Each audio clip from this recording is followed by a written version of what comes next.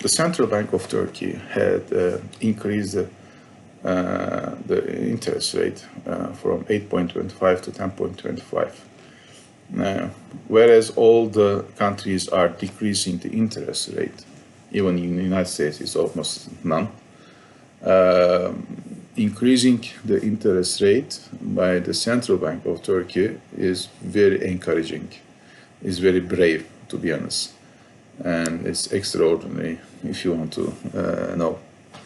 Why? Because, as you know, in Turkey, President Erdogan is in the office and he doesn't like and believe the inflation and the interest rate. The interest rate, as he always argues, is the main source or the main reason for the inflation. So if you decrease the interest rate, according to him, you will decrease the inflation. As we all know, and since 200 years ago, the first time it has been written in the books, this is not true, but this is what we have. So therefore, Turkey, maybe for the last 20 years, have been trying to decrease the interest rate by his directions. And up until a couple of months ago, whenever he wants to decrease it, he just calls the directors in the central bank and asks them to decrease for a couple of more points, and they decrease it. Yesterday, it has been increased. It wasn't really surprising in some points. It was a little bit expected also. You should be expecting. And there are not only economical reasons why you should be accepting this, but there are also reasons due to the relations between Turkey and the foreign states and the tension due to the, I would say, East Mediterranean region, especially the problems between Turkey and Greece. So, without any further, let's start what these are and how it's going to be shaping in the future. We believe that the Turkish lira has been affected due to the economical problems and the foreign relations problems. Now, the economic problems, there is no more, or at least sufficient number of foreign investors that will put the money in Turkey. Turkey needs hot money, the cash money coming from the foreign investors to Turkey. If you can't get these resources, the Turkish economy will be shaken. As you maybe don't know, but I will tell you now, the Turkish lira last year, September, beginning of September, was 5.65 lira. As of today, it is 7.6. It's like 2%, 2 lira increase. It's like 37, 38%. Let's make it round up. It's 40% increase in 1 year. And this is a huge increase. Why? Because President Erdogan misunderstanding of the economy, and his economy minister is his son-in-law. Also, in our perception, he has no idea about the economy or the finance. They try to put they try to stop the Turkish lira devaluation against US dollar by cashing the reserves in the national bank.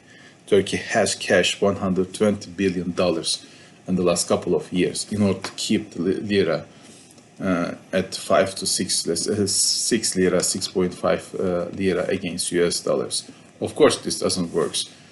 It doesn't only come because of the economical problems that we have or the corona. Corona is only an effect that expedites or really put pressure on the economical problems. It's not the source of the problem that Turkey has. It only really compels to, or it really puts more effect or pressure on the problems. But it's not the main problem. The main problem we have is our also foreign relations. Now, Turkey tries to access the energy in the Mediterranean region. And we have a problem with our foreign states, neighbors, such as Greece at most, because of the problems in that region. Now, as you might maybe hear, but let me refresh your memory, Turkey and Greece have agreed to start negotiations in a couple of days in Istanbul about the problems. I do not believe that there will be permanent, let's say, deal between two states, because Turkey cannot give up its claims in the Mediterranean region. It's simple, because it comes from the economy also. Turkey has been spending around $50 billion per year, and if Turkey wants to develop and improve the country, not only economically, but also in foreign relations, such a power, let's say, it has to decrease the cost of the energy. We are buying much more higher, let's say, the gas, the natural gas from Russia, not as Europe. Let's say Europe is buying 1,000 cubic for, let's say, $180, 1 cubic, and we are buying it as Turkey 250s, 260s. Now, this is a huge amount, and the difference is almost 50%. And if you think these kind of notions, you should remember that Turkey is very much eager to access the cheap energy, because once ever we will have it, per annum, it might be in 5 to 10 years' time, of course, you can increase your budget by 5 to 10%. And this is not a very small portion for a state, any state. And you can achieve much more things with these, let's say, between 5 billion to 25 billion amount of budget. It might be really working for the education and the health system, the civil industries, and other industries also. Therefore, Turkey cannot give up its claim in the Mediterranean region. There is one notion also you have to remember. Once we have stated that we have found a natural gas reserve in Black Sea, we have no problem having arrangements with the foreign states in the East countries, such as, let's say, France. France is eager to help Turkey in Black Sea to access these energy reserves. When it comes to the East, when it comes to the Mediterranean region, France, Germany, or any others, or UK, Americans, and any others, they are not helping. And this is a real problem. So this problem is Turkey stating, I am going to be increasing my influence, I am going to increasing my power. So in order to do that, I have to access this energy. And this is the problem. So that problem, we do not believe that it's going to be solved in the forthcoming meetings. Therefore, we are going to see the tensions increasing gradually from today to 2030s. And sometimes, from time to time, because of the problems in the economy, or because of the Turkey's problems between the other foreign states, there will be the tensions will be smoothed, or it will be a little bit controlled or decreased. But gradually, from today to 2030s, we will always see that it's increasing day by day.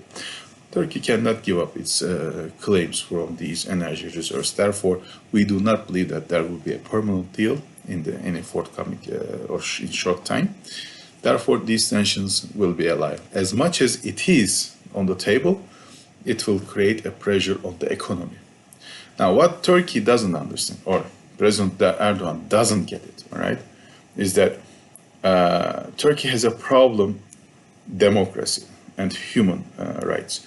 These two things are causing the young brains leaving or fleeing the country. First problem. Second problem, as much as you have the democratic issues problems, the foreign investor means they do not trust you. So they are not going to bring money. Even they will bring money, it will be much more costly than before, previous times. So it's the second problem. And Erdogan and President Erdogan always forgets the most important issue. As much as your economy is powerful, you can achieve your other targets, such as accessing the energy in the Mediterranean region. And since we have a really bad economy, the central bank has minus 35 billion, to be honest, dollars, I would say, in debt. I do not believe that Turkey is going to achieve its desires in a short time. As long as you have a weak economy, your military will be weak, your foreign relations will be weak, and the desire even to access your targets might be high or might be okay, you cannot, I will say, compel the nation to achieve that, because the nation is struggling with the economy at first.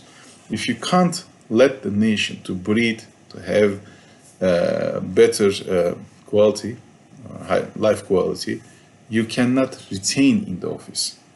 So Erdogan is forgetting this, and therefore, since we have a very bad economy with bad indicators, I do expect a crisis in Turkey in a couple of years, if not months, I will say. It's coming. As you know, also there is a crisis expected globally, especially within the COVID has compelled the central banks to print the dollars and euros, thus has caused the stock markets go up because it's a safe haven.